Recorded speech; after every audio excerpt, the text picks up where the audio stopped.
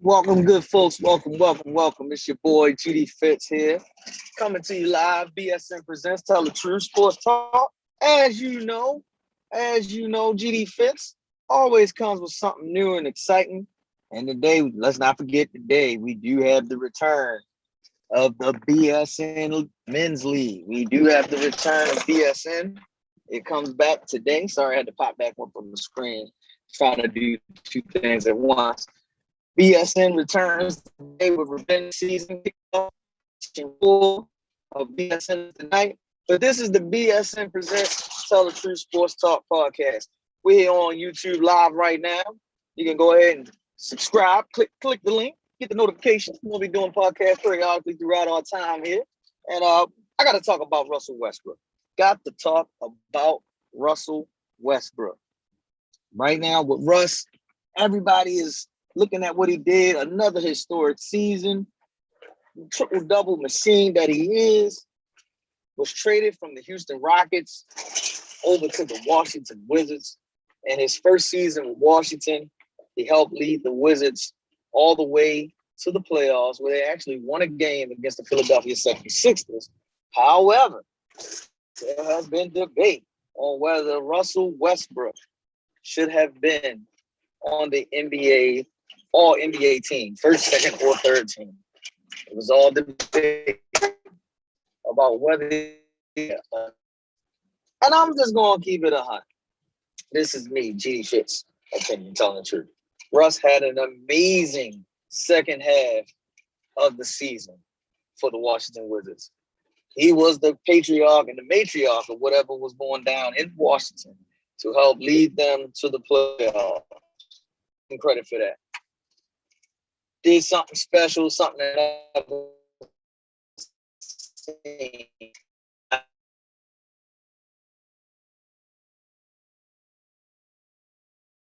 The people made the All-NBA team from the guard position. And what I'm going to do, I'm going to go ahead in the background. I'm going to literally post up every single one of the people that were made All-NBA first, second, and third team this season, who actually should have been on that said team, because I don't think they got it wrong to a degree with Russell Westbrook not getting on there with the other guys that made it, but that just tells you how deep the guard position is in the NBA. So let's go ahead and kick it off first with the All-NBA second team. I'm going to start from the bottom, actually. That's where I'm going to start. I'm going to start from the bottom. And when I start from the bottom and lead my way up to the top, then you'll be like, okay, now I'll see why Russell Westbrook did not make the All-NBA team. If I can find it, because I'm trying to look for it through my phone while trying to make sure everything is straight. Here we go. Boom. So here we go. Third team. Kyrie Irving, Bradley Beal. Now, if you're looking at Kyrie Irving and Bradley Beal, first thing I'm saying in my mind, Bradley Beal deserved to be there. Second in the NBA in scoring. Also, he was one of the ones on the team that actually pushed them forward when Russ was struggling at the beginning of the season. Bradley Beal was consistent all year.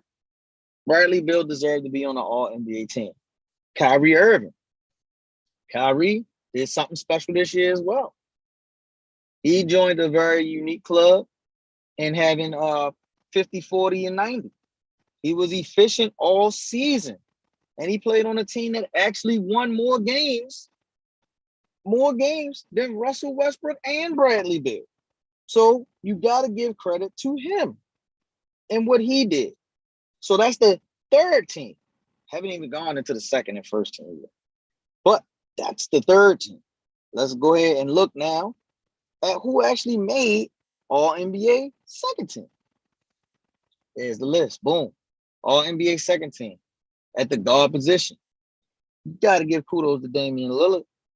He's the face of the Portland Trail Blazers, doing what he had to do for them, leading their team, being the best player in the face of that organization. Oh, by the way, he had a better record than Russell Westbrook and his Washington Wizards, and he played in the tougher conference, in the Western Conference. So again, let's look at that. You got to give Dame his props. Then you got Chris Paul. Chris Paul this season led a team that did not make the playoffs last year, even though I think it's a little far-fetched in how that worked out. But Chris Paul literally led his team from no playoffs to the second best overall record in the NBA. And he made second team. I don't see nothing wrong with that. Even if I don't like a player, I still got to give him his kudos and his credit. Chris Paul made it all NBA second team along with Dame Lillard. That's why Westbrook is not on that team. Now let's go look at who made all NBA first team. All NBA first team, I thought it was very interesting to see how that played out. But when you go look at all NBA first team, the guard position, I keep telling people that Luka Doncic is a guard. He is a guard, period. So by him being a guard, he's going to make it as an all-NBA player, a guard. He had a better, more efficient year than Russell Westbrook, followed by that of Steph Curry. Yes, I didn't call him Chef. Steph Curry. Steph did his thing once again. Steph goes out. He led the league in scoring this year.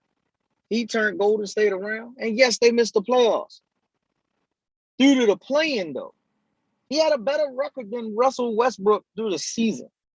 So you got to give him kudos and credit for that as well. We can't keep discrediting these guys. We just can't. And if we're going to keep doing that, that won't be how we got to work this. It's not right to keep discrediting these guys. Over and over and over again with discrediting these guys. It's not fair.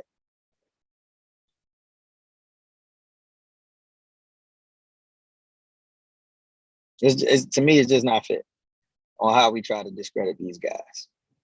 So that's my first take on it.